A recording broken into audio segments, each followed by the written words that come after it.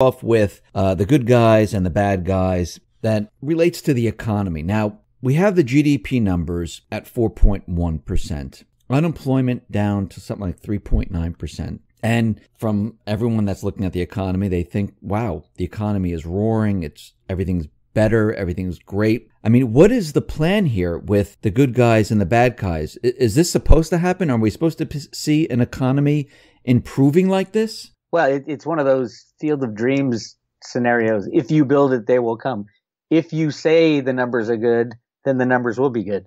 And, who knows what the official numbers are versus reality.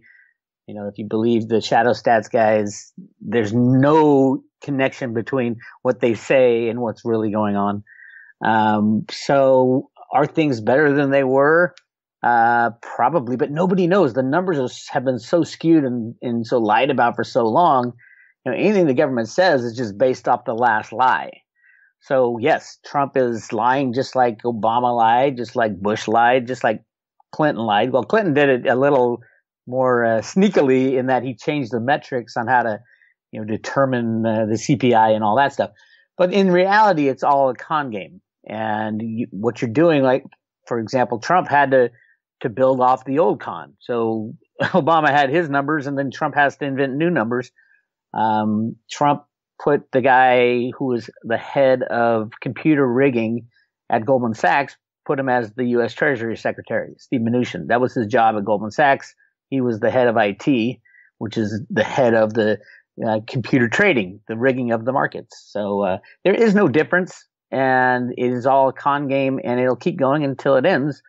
And that's where I think we're headed over the next 6 months or so, is the end of the old system and the beginning of a new one. I mean, do you think he's doing this to push the economy to the edge where he can, say, hey, look, the economy's doing great. And we saw him, the corporate media is reporting on it, saying that he's calling out the Fed here, saying, hey, why are you raising interest rates? Do you think he's trying to maneuver and show that, hey, the Fed is raising the rates, the debt is coming due, the economy's doing well, and look what the Fed is doing right now. This might not be the smartest time to do this. Do you think he's kind of setting them up? I don't think so. I mean, they can make anything happen with computers and derivatives.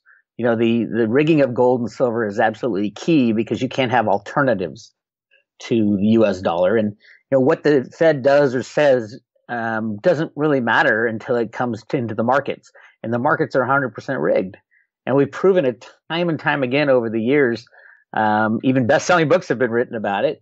And the Exchange Stabilization Fund is where the real power comes from. That's the behind-the-scenes kitty of money, but not only money, of unlimited derivatives. And everything these days are derivatives. So, yes, they can put the stock market where they want, the bond market where they want, the U.S. dollar where they want, the cryptos where they want for the most part. And gold and silver obviously have been conned and rigged for so long.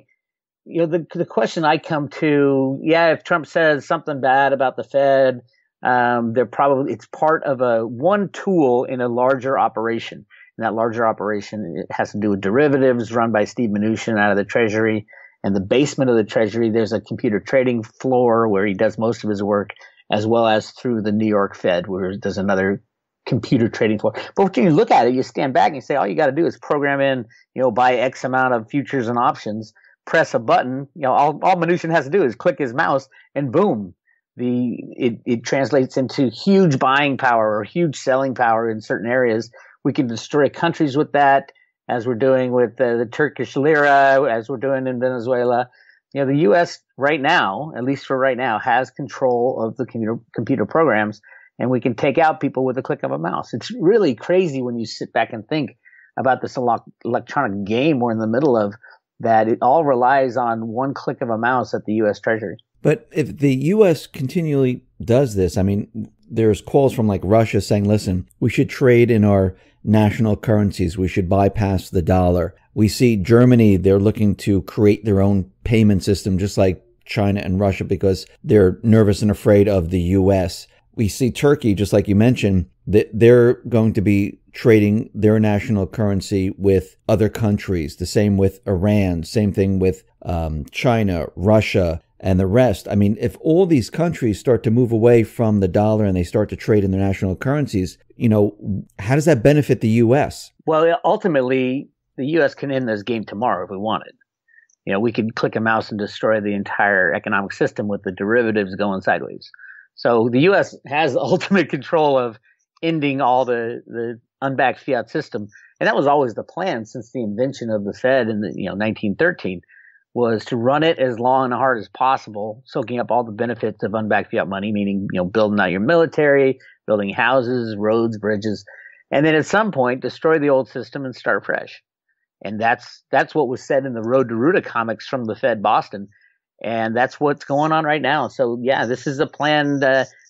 Trump's, they can talk about, balancing the budget and getting the debt under control. They can talk all they want. The idea is, no, we don't want that. That would be the worst thing. All that would mean is that there's no money out there just to pay the interest on all the new money created. So the plan is not to pay off any debt. The plan is to run it as long and hard as possible and then destroy it with a click of a mouse. You're saying that, okay, the plan is to run this long and hard. I mean, this has been going on for quite a while. I mean, since 2008. Since 2013 or 1913. Since 1913, but as of 2008, we went through the Great Recession and they started to really, put this into overdrive. Well, it became visible. Yeah, to everyone. I mean, how much longer? I mean, we've been doing this, for 10 years now, since 2008? Well, the computer rigging started in the 1960s with Alan Greenspan's original programs that he wrote. And then it got implemented when he was the head of the CEA, the Council of Economic Advisors for Ford. And then those computer programs that run out of the Fed and the U.S. Treasury still, they didn't become visible till the dot-com booms and all that. But this stuff has been going on for a very long time. And, the U.S. will pull the plug when it's no longer advantageous to us to be the world's reserve currency. There's no other country that's going to take our spot. It will end before any other country takes our spot. Nobody really wants to take our spot either. Who wants to be the world's reserve currency? You got to back it up with military, and you have to kill people just to keep the system going and take out dictators and rig every market. Nobody wants to be in charge of that. But the U.S. has done it, and we have been in charge of it for a long time. But being in charge of the world's reserve currency means you can destroy it with a blink of an eye. And that's kind of where we're getting, is the plan is to destroy it. And it has to do more with the good guys and the bad guys and what's going on behind the scenes, not specifically with what you hear on, CNBC or on Bloomberg or anything like that. There's deeper things going on. And I think we are coming to a head. And I think it's exciting for gold and silver and crypto owners.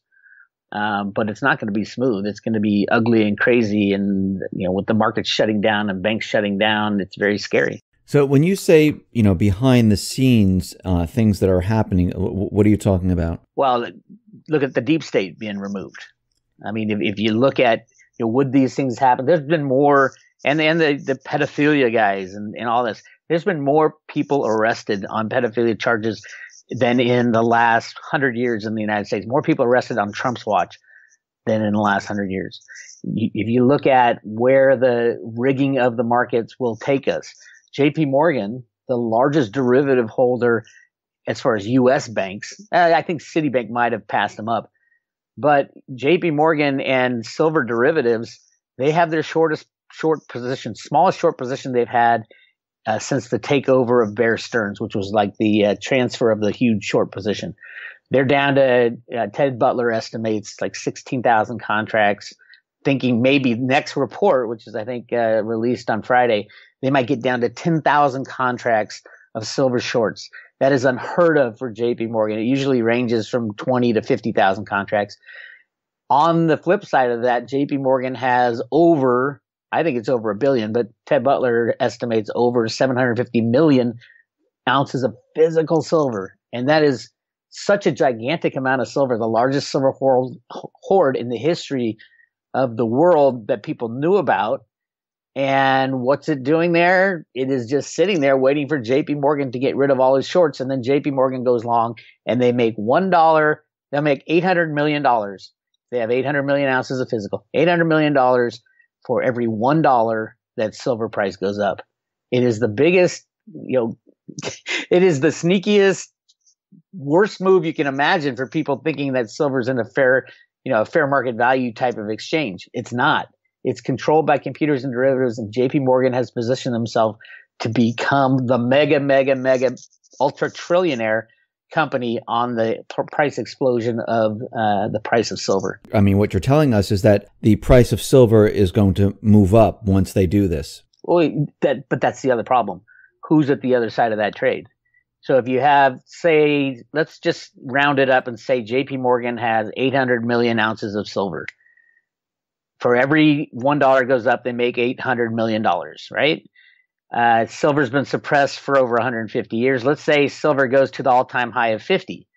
So you take that's $35 per ounce. $35 per ounce times 800 million is how much JP Morgan would have profited. But why stop at 50? If there's nobody to short the electronic contracts anymore, why not go to 500 or 1,000? See, that's the problem. That's why the Hunt brothers were taken out of their position. They had 100 million ounces of physical silver, and they were taken out because it was too dangerous. So in the 1980, 1981, they took out the Hunt brothers. The exchange basically said, all right, there's no more buyers of silver, only sellers, and the price went from $50 to $20 in a matter of a month. Now we got the same thing happening, except the other way, and it's going to be on steroids. That JP Morgan has all this physical silver, and they're going to end up very soon with a long position on the COMEX, and then there's no one left to short. You've got right now the technical funds are shorting because money's free and they can do that, but they don't understand that, just because they have a stop loss in as far as, if silver starts running high, that doesn't mean that trade will get filled. And they will cover, they got derivatives, there's other types of derivatives as well. It's a mess. And the only way it can release that mess, it's a coiled spring type of mess, is for silver to take that moonshot that we've always been waiting for. The markets are broken. The price shut down. That's the other thing. It's most likely the COMEX and the LBMA will just shut down and say, this is a force majeure. No one knew this was going to happen. Deutsche Bank went down, and all of a sudden, the third-party derivative scene's a mess. So they'll just shut down. And then, how do you reopen after something like that? Nobody knows. And what happens to gold during this period of time? Hopefully the gold price suppression will end as well. Now, I think gold is very different than silver in that silver is an absolutely necessary industrial commodity, whereas gold is a monetary metal. It used to be the only alternative when the U.S. dollar fiat money died was gold. Gold has always been turned to in the past. Now there's another alternative, and that's cryptocurrencies. So yeah, gold might do well, but there's not a lot of old gold bugs around anymore. The majority of humanity will be saying, I'm used to, going to the Starbucks and using my cell phone to buy stuff. So I don't think gold will fare as well as it should have had there not been massive amounts of manipulation over the past, 100 years. Now, you mentioned cryptocurrencies, and we've seen almost the same type of manipulation that we've been, watching in the precious metals market. I mean, Bitcoin went, sky high, and then all of a sudden, was it Mt. Gox and others were just, dumping Bitcoin, bringing the price lower, lower, and lower. And here we are today. I mean, do you see the same type of manipulation going on with cryptocurrencies? Well, you mean for Mt. Gox, you mean the Mt. Gox trustee that was. Yeah. It's one of those things you got to look at and say, okay, it feels like, Bitcoin just crashed automatically. But the reality was Bitcoin was $4,000 1 year ago. So it went up faster than it went down, which is completely the opposite of what silver does. Silver will go up smooth and steady, have a final blow off top, and then just crash. So it's kind of the opposite. Bitcoin crashed up and then has been slow and steady down since. Yes, there is a lot of manipulation. It's the same computer manipulation that's done on the COMEX, with swap trades and spoofing and all that stuff. But in the cryptos, it's an unregulated market. And, all the crypto people say, yeah, we don't like governments in there. Well, this is the kind of market you get when there's no governments. You got, people lying, cheating, and stealing in these exchanges that are completely derivative exchanges. When you hold your cryptos in an exchange, they don't buy your crypto for you. They'll debit your account. It's kind of like the stock market. Your 401k, they don't actually go out and buy the stock for you and put it in your name. No, they credit your account and you get your statement every year. So it's very similar. I do think the exchanges are completely out control. I've been saying that for years, even before cryptos came around. And the DTCC, who's supposed to, clear every trade, meaning do the paperwork for the ownership and the exchange of funds and make sure all the paperwork, make sure everything's done on the level, has not done that since the 1970s. They can't, especially with computers in there trading, million shares every second. And the SEC has already come out and said there's 100 million shares or 300 million shares every day, every single day, that are not settled by the DTCC. It is an insane game, rehypothecation everywhere, and it will end. And when the day it does end, everybody's going to freak out. And that's kind of why they've been allowing it to keep going on is they know the system has to end. They just are afraid to push that red button. Why do you think they're afraid to push the red button? Because millions of people will die. Millions of people will end up with zero. They won't be able to buy groceries, food, or anything. It all is contingent upon this game still going. And a bank like Deutsche Bank goes down with 50 trillion in derivatives. The add-on effect, all these banks are interlinked. They own the same assets. They have the same customers. So a big bank, they call them too big to fail banks. The reality of a too big to fail bank failing is the end of all banks. And when you have the end of all banks, you have an end of a monetary system. And that's where we've been headed for a long time. And because of computers, because of derivatives, they've been able to hold it off.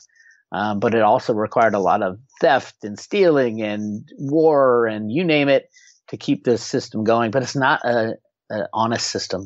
I think that's the biggest thing about it now. It's so manipulated and so corrupted that the next banking crisis like we had in 2008, we're going to see the true we're going to see the people of the United States stand up and say, no, that's it. No more bailouts, no more criminal banking. Let's start fresh. And it'll be, loss of fortunes. It'll also be a loss of debt. And that's really cool because the biggest problem now around the world is the amount of debt we have. But they know that this day is going to have to come sooner or later. I mean, they can't keep pushing it off. Yes, they can rig the statistics, they can rig the markets, but the everyday person, I mean, they're feeling it every single day. I mean, people losing their jobs, retail stores closing, people losing their jobs from there, wages and salaries decreasing. They can't really raise interest rates. If they do, you can see the real estate market starting to, crack and things like that. So eventually, there's going to come a point where they're going to have to make a decision. No? Yes? They've been saying that since literally, they were saying that exact same thing in the late 1919, 1920 when Woodrow Wilson left office. They've been saying it every year since. I mean, it gets to that point where, they have been able to rig the markets to control this unbacked fiat system since 1913. What's to stop another year or another 10 years or another 100 years because they have computer programs? The only thing to stop it now is making the decisions that we're making right now, that we are stopping it. We're going to take out the deep state. We're going to take out the bankers, and we're going to pull the plug on the old system. I think those decisions are being made if you look at the $100 bill, the brand new $100 bill, it's got gold all over the right side. And if you look really closely right above the 100, it says you reserve the right to overthrow your government at any time from the Declaration of Independence right there on the $100 bill. So there are people within the Fed, within the Treasury, within the Trump administration, and the people, behind the scenes of the Trump administration that are working to take out these criminals and implement something new and something more sound. Obviously, a gold standard would be better than the old thing, but it's not as practical. I think the cryptos, the right cryptos implemented the right way would be the best for us going forward. And it's clear to me that that's kind of what they're shooting for. And then we can reallocate money to the people of the United States, and every country can, do what they want. They have their own free will, but the United States has been planning this for a long, long time. So you mentioned, if we had the right cryptocurrency and you believe we're moving in that direction where we might be using a cryptocurrency, why do you think the U.S. is going to be moving towards a cryptocurrency? Well, I believe the Fed and the Treasury, and especially Alan Greenspan, have been involved in the creation of cryptocurrencies since the very early days of the Fed. That's what Root A is the computer programming term used by Alan Greenspan to write the first computer programs for the banks. So, I have a theory that's probably more than a theory that Alan Greenspan was heavily involved with the cryptocurrency guys before Bitcoin and during Bitcoin and after Bitcoin.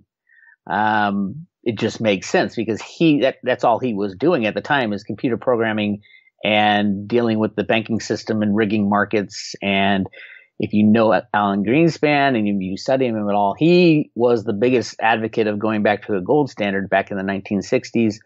And then he, ever since, has been dealing with the computer programs he learned from his buddy John Kemeny, the guy who invented basic computing. So yeah, I think the Satoshi Bitcoin, the 1 million Bitcoin held by the wallets of Satoshi Nakamoto, are actually being held for the United States population. And at some point it will be implemented. We'll see how that goes. And I also think Litecoin is going to be right in par with that. Litecoin, I think, will be used as a means of exchange because it's faster and it's a better way to mine Litecoin. It doesn't use as much energy as Bitcoin. And I think that's why Charlie Lee, the inventor of Litecoin, actually sold all his, or donated all his Litecoin, was that you don't want a central guy. If you're going to change out of the US dollar into something else, you don't want a central person being in charge of that. So Bitcoin, obviously Satoshi isn't around anymore or hasn't been heard from for years. And then Litecoin was the obvious means of exchange type of thing because it's fast and cheap and you can use the Lightning Network and atomic swaps and all that to buy your cup of coffee. It just makes sense in the road to Ruta theory. And, we all know that the NSA was involved in Bitcoin long before Bitcoin, was released. That's been proven many times. But yeah, I think absolutely there are people within the United States government that are working to take down the banks. And it's coming from within the Fed. And that's what the Road to Ruta comic books were all about, talking about taking out they call them the big people. And we're still on that path. And so far, I think everything, I don't get absolutely everything right. But my theory hasn't changed. And the evidence that I've shown people really blows their mind when they take the time to look at it. I mean, you mentioned before that, it's all about taking down the deep state and we're moving in the right direction. So do you think the good guys are winning right now? Oh, absolutely. Absolutely. Trump wouldn't be in office if they weren't. It was rigged, but it was rigged in a good way. So yeah, Trump is working with Trump is a bull in a china shop that the good guys, as I call them, put to basically do exactly what he's doing. Fight and scrape and scream and punch people. Meanwhile, in the background, these things are being done to take out the criminals, the pedophiles, the Rothschilds, the Clinton clan, the Bush clan, all that stuff, all the criminality of our old system is being slowly but surely taken out. It will come to a point where it's like finally they can say everything or most everything, and then you'll see arrests of kind of the George Soros types and things like that. But I do believe absolutely that Trump is working with the Chinese and with Russia to make this happen, because you can't just say, I'm going to take out the deep state of the world and you and a couple guys within the U.S. government make it happen. Look what happened to Kennedy, right? But you can, with the help of China and Russia and the leaders there, say, okay, we're going to work together to remove this evil cabal of criminals that have controlled our planet for so long. I believe it's going on right now. Absolutely. So you think that Trump, behind the scenes, is working with Xi Jinping and Putin to coordinate this effort to bring down the deep state? The people behind Trump are. Again, Trump's the bull in the china shop. So yeah, definitely. There's many patriots that are working with him. Mainly military. Okay. You go back to December of last year when Trump said the storm is here or something to that effect, when he had 30 military generals sitting there having dinner with him at the White House. And you go check that out and see what he says. The storm has begun, I think it was. And then the Q stuff comes out. I absolutely believe a lot of that Q stuff is 100% real. And they try to spin it like, oh, no, it's just a conspiracy theory. Well, at some point when you do the research, you're going to find that most conspiracy theories have some kind of truth in them. And the spin of a conspiracy theory is that it tries to shut off your brain. When someone says, oh, that's a conspiracy theory, they try to shut off your brain. Well, conspiracies happen all the time. Just look at Enron. I remember saying that Enron was, it's a fraud. They're setting up these shell corporations. I was in that business at the time. And everybody was saying, oh, Bix, that's just a conspiracy theory. Well, what was it? It was a conspiracy fact at the end. So when you do the due diligence and you find out all the potential conspiracies that are out there, many of them are absolutely true. And then they get twisted a little sideways so that it's like they feed you misinformation just so you look crazier than you actually are. That's my take on it, because I am not afraid to talk about conspiracies at all, because I know it happens at the deepest level of government. As we're finding out with the Russia investigation, it turns out that it was the Clinton campaign colluding with the Russians. True. I mean, if you look at some of the Q posts, it does say, and they're actually pointing the finger at the Clintons and many others. I mean, there's so many people involved in this. It's not just the Clintons. But what I wanted to ask you was what is happening right now with Trump's attorney Cohen, who kind of, is saying that, oh, there's a candidate that instructed him to, pay out these funds. And you see the mainstream media now saying that, oh, maybe we can start impeaching Trump. I mean, they're just going off and they're just crazy now. I mean, it's funny, and I'll let you speak in a sec, that every single mainstream media channel is saying the same exact thing. Like he's doomed. He's going to be impeached. They got him. I mean, they're just all doing the same exact thing right now. And they've been doing that since the day, like I said, the bull in a china shop. Did he pay off all the people he had sex with not to talk? Absolutely. Is that an impeachable offense? Not even close. It is not even. They can't even bring charges against him because he's a sitting president. They can say what they want. The deep state, the reason the media is saying all this stuff is that they are implicated too. And they are part of this deep state plan. So they're doing it to save their lives, literally, because when it gets exposed that there was a plot to overthrow the president of the United States, the beforehand, during, and after, this is a treasonous offense punishable by maximum penalty is death. So you will see some of these people put to death, and especially the co-conspirators like Brennan and Comey and Mueller and like big names and Clintons. I know it sounds weird now, but when they show the real evidence, and you're going to see the real evidence. Remember, the NSA has everything. They had Clinton's 30,000 emails. They got all the real damning stuff for the Clintons is the Anthony Weiner laptop. 650,000 documents, including videotapes and audio tapes, just the most damning stuff, horrific crimes against humanity. These people will be put to death if it goes to trial. The other thing is we got to wait till we get the new Supreme Court justice in, so that, because a lot of the Supreme Court justices are just as criminal, even in our courts. Most of these judges were put in by and paid off by the Clinton family, the Bush family, and those guys. So yes, it is a crazy time we're living in, but at the end of the day, Trump's going to stay or leave. It doesn't really matter. The takedown of the bad guys is still going to go forward. I mean, I think you might have just answered my question, but let me just clear it up so everyone that's thinking probably the same thing I'm thinking. Why don't they just release all the information that they have? I mean, if they have everything, they have all the documentation from the uranium deal with the Clintons, they have the foundation information, they have all the emails from WikiLeaks. Why don't they just release all of it right now and get this over with? It'd be too disruptive. Every bank would shut down. You'd lose your 401k. Half the criminals will get away. Right now, they're getting them so they can arrest most of them. I mean, there's thousands of criminals that need to be arrested for all this stuff. So yeah, if they went full kimono, open the kimono and say, okay, here's everything, every bank would shut down. There's criminality runs right through the banking world, obviously, and it is bad. And there's murder for hire. There's all kinds of things. It would just be too disruptive. So they're trying to take out pluck them off as many as possible. One also, or two, three, four, so that they don't run away and they can capture them. And at some point they have to get to that moment. And that's why, even if there was an impeachable offense that Trump ever got caught for, all he would have to do is, if he cared about staying in the presidency, which, if I were him, I'd seriously think about, hey, it might be a good time to leave anyway. These people are so crazy. But he is fighting the fight. He's doing his job for the United States. But at any moment, he could release all that information.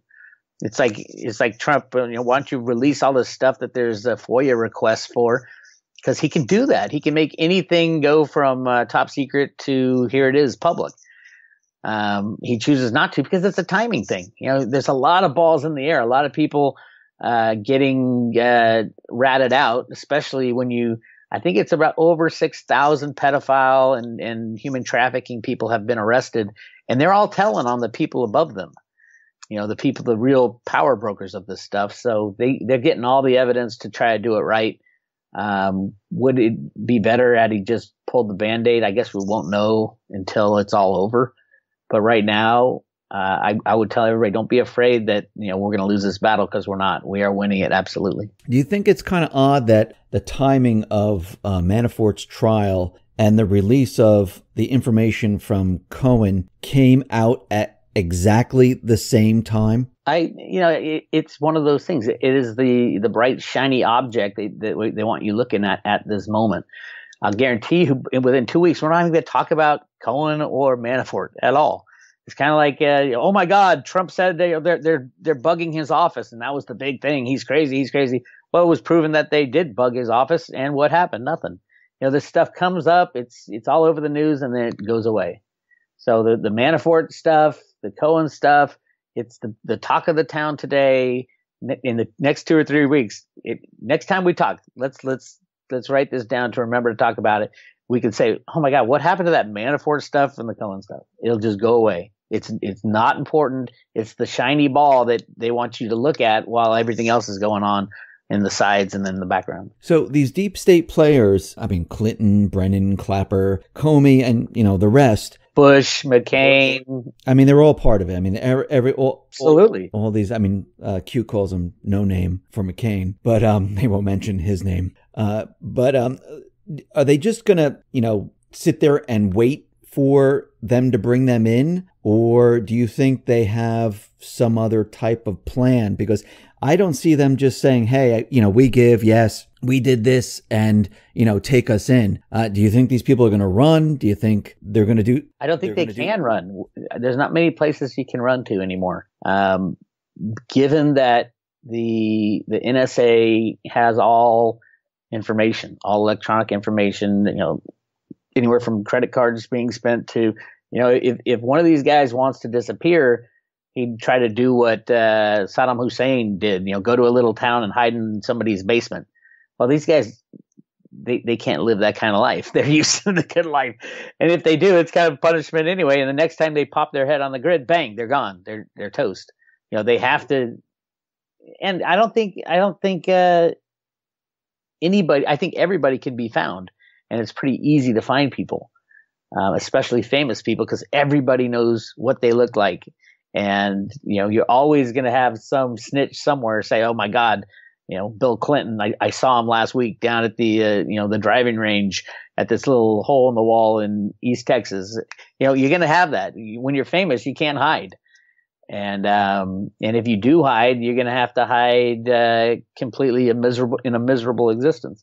So yeah, I'm not worried that people are getting away. I think more and more evidence is being examined and fostered, and more and more people are turning evidence just to save their own hides in the background. So we'll have a lot of action. I think it's coming up too. And if we're talking timing, I think September, October, November will be really exciting times for silver, for the cryptos, and also for the taking down of bigger names in the deep state. So are you saying like there's going to be an October surprise? Is that what I don't think it's a surprise anymore. I think it'll be very similar to 2008. Everything is building that way. So, we'll see. And it's just a click of a mouse at the U.S. Treasury to make it all happen. Do you think the deep state will try to do something like maybe, a false flag or anything like that to distract from everything? And yeah, well, it's possible. Yeah, everything's possible. Everything's on the table, but it won't work is the key. Their false flags are pretty obvious. And all it would take would the FBI or Trump or someone, obviously the FBI is corrupt, or someone within the good guys to come out and say, okay, this is a false flag. Here's all the evidence, and either leak it unofficially or officially. And, the unofficially is like through WikiLeaks. They could put all these people in jail with a leak on WikiLeaks, And why don't they all go to jail? Because the DOJ and the court system is all corrupt too, because they would have to go with them, with the criminals that they would be arresting. They'd have to go with them. So it is being broken down, and I do think we're going to see another 2008 in the coming few months, and we are getting closer and closer. And I always said, the silver and gold prices and the crypto prices will be the lowest at the time they're released from manipulation. So they're not going to go up, and you're not going to buy silver to beat JP Morgan and beat them at that game. It'll be the lowest so that they get out the best they can, and then they're going to cut the prices loose and stop shorting. And then that's all it takes for silver, is if JP Morgan doesn't short on this next run up for silver, it's game over. Bix, thank you very much for being on the X22 Report Spotlight. Once again, how can people see your work? You go to my YouTube channel, Road to Ruta, or go to roadtoruta.com to get everything. Fantastic. Bix, once again, thank you very much for being on the Spotlight channel. I really appreciate it. Thank you, Dave.